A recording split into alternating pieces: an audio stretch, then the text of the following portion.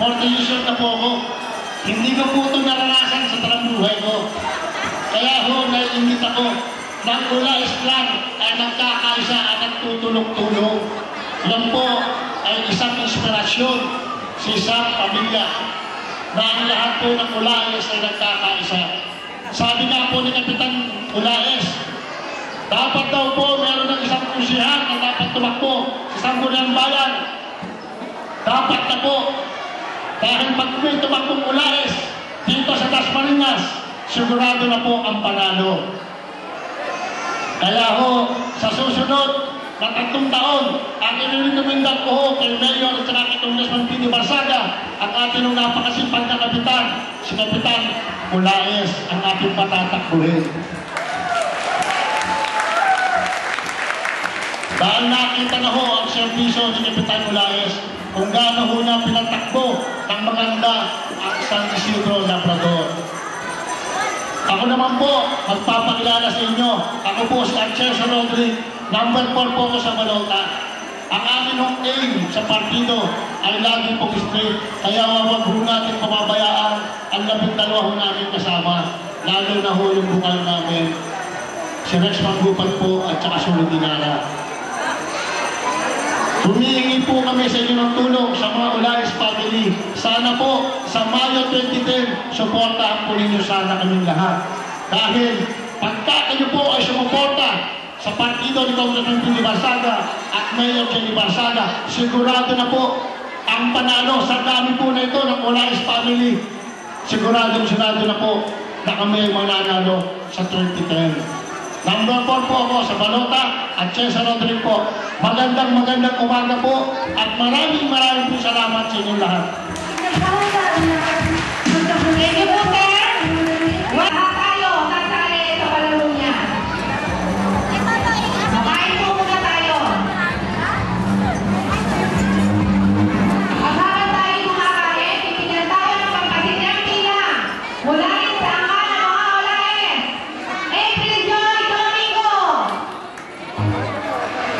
O palapang po natin si April Joy para sa kanya. Kaya pagpasinyang pila. Lahat tayo.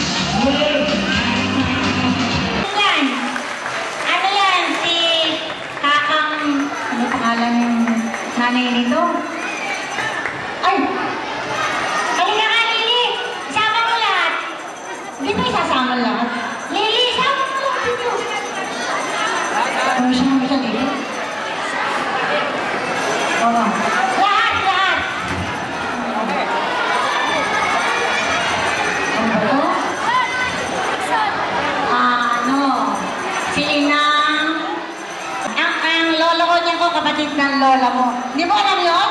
Ay, nako. Ayan o, picture taking.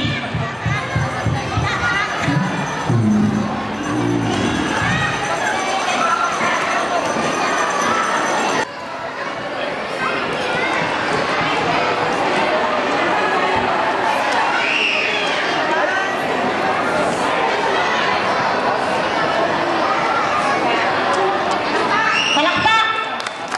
Teka muna. Congressman P.D. Bersaga.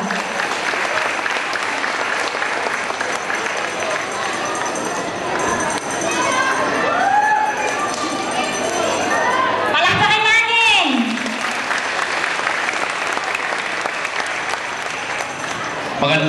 Magandang tanghali po sa inyong lahat. Unang-una po, yung inyong kinatawan dito sa lungsod ng Las Marinas. Kasama ang aking may bahay, si Mayor Jenny Bersaga, ipinatid ang isang taus-pusong pagbati sa pagdiriwang ng inyong ika-20 reunion ng Olaes Family. Lagi ko pong sinasabi na ang katatagan ng isang papayanan ay nakasalalay sa mga maayos at matitibay na pamilya. At bilang public official, kapag nagkakaroon ng reunion ng isang pamilya, ito lamang ay nagpapatunay na kayo ay nagkakasundo, kayo ay nagkakaisa, kaya po ang aming pagbati sa inyo. Maraming pong salamat and again, happy reunion sa inyong lahat.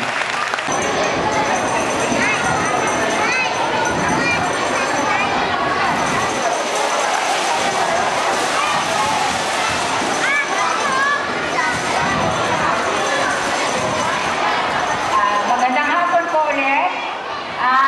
Ako po ang tinatawag na si Nanay Ensyang, Lola Ensyang, Ate Ensyang. Salitan po ako. Ako po ay ang anak ng Oliva Olaes. Ang tatay ko po ay Beltran. Kaya katulad ni Mario, Beltran Olaes po kami. Ito po ang aking mga pamangkin at mga apo. Ito po ang aking kapatid na bunso. Nagpapasalamat po ako sa inyong lahat. Nararamdaman kong mahal pa ninyo ang pamilya Olaes. Bye, my friend! My friend! My long lost friend! My friend!